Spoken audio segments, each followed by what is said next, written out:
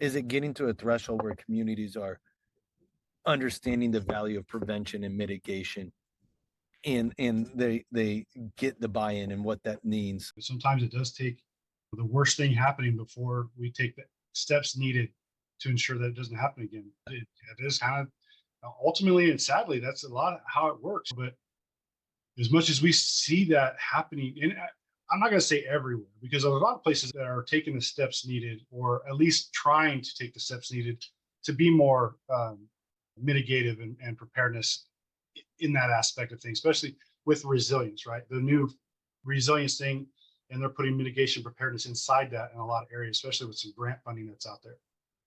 But I think ultimately, we're never really, and I hope this is true, we're never really going to see the United States of America, other than COVID, but the United Mhm. States of America or the world isn't just going to implode, right? And then we got a huge disaster. I'm not talking Armageddon that resets it all. And if it does, we're not going to be around to see what happens.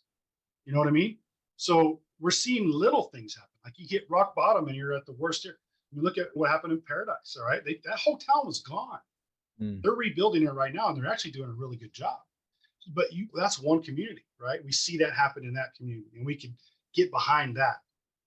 But it's a level of how often is it happening? We're seeing it happen more, but it's also one of those things too that, and I agree, we have way too much information coming at us, and most of it's inaccurate or out of context.